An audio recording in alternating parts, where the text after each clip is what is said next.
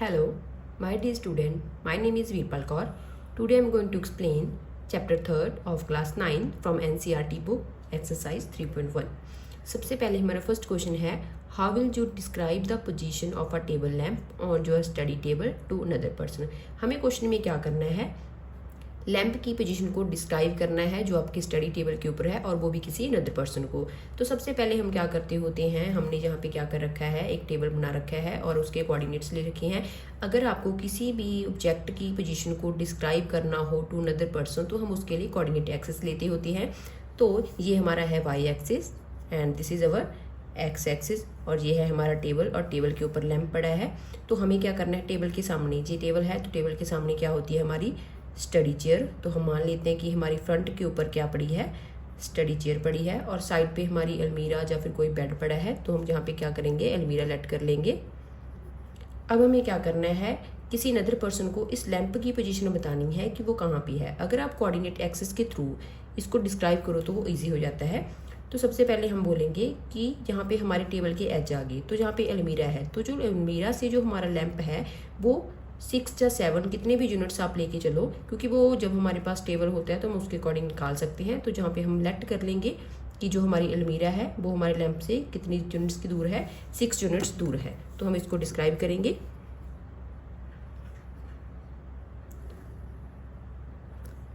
तो अलमीरा से जो हमारा लैंप है वो कितने यूनिट्स दूर है, 6 यूनिट्स, ये हमने लेट करा है।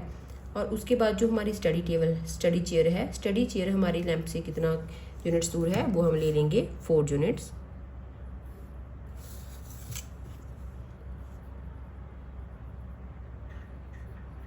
अब हमें क्या करना है, इन पॉइंट्स को रिप्रेजेंट करना है।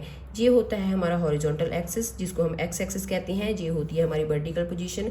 तो जो ये हमारी आई है, ये किसकी वैल्यू आई है, हमारी वाई एक्सिस की आई है। और जो हमारी एक्स एक्सिस के पैरेलल है वो हमारी क्या है, एक्स एक्सिस की वैल्यू है। तो हम इसको रिप्रेजेंट करेंगे 6,4 से। तो हमारी लैंप की पोजीशन क्या आ गई, लैंप की पोजीशन आ गई हमारी 6 and 4 units.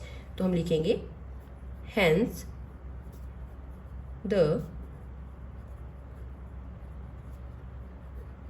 Position of the lamp will be 6,4।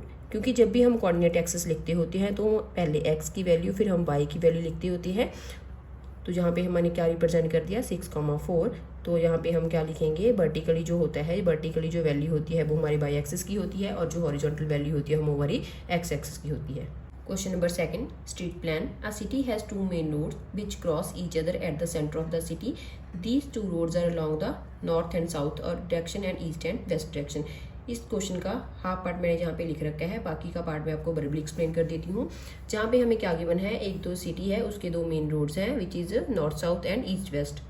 तो जहाँ पे हमें क्या रिप्रेजेंट करना है, ऑल सारे के सारे जो रोड्स हैं मेन सिटी के, वहाँ पे क्या हो रही हैं, स्ट्रीट्स आ रही हैं, 5 स्ट्रीट्स हैं, वो क्या कर रही हैं, एक दूसरे के पैरेलल जा रही हैं और एक दूसरे को वो क्रॉस कर रही हैं सिंगल लेन के ऊपर।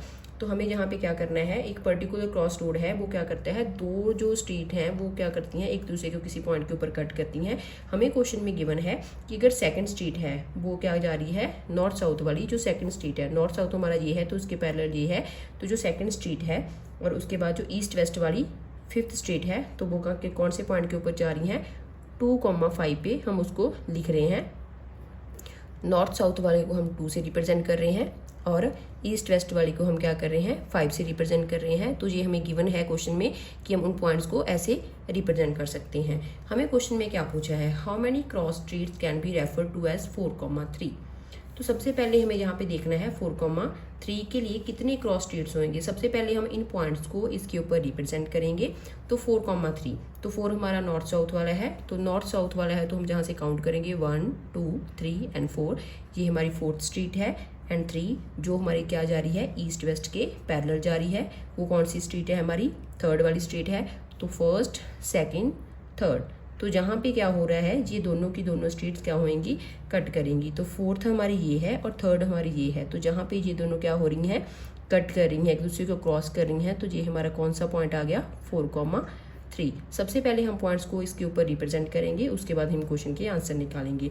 सेकंड है cross streets can be refer to as 3,4। तो 3 हमारी नॉर्थ साउथ है तो इसके पैरेलल 1 2 3 ये हमारी थर्ड स्ट्रीट है, एंड उसके बाद 4 जो ईस्ट वेस्ट के पैरेलल है, तो first second third and fourth. तो हमारी स्ट्रीट्स कहाँ पे आ गई, थर्ड हमारी ये रही, फोर्थ हमारी ये, तो हमारा पॉइंट आ गया यहाँ पे। इसको हम रिप्रेजेंट करेंगे 3,4 से।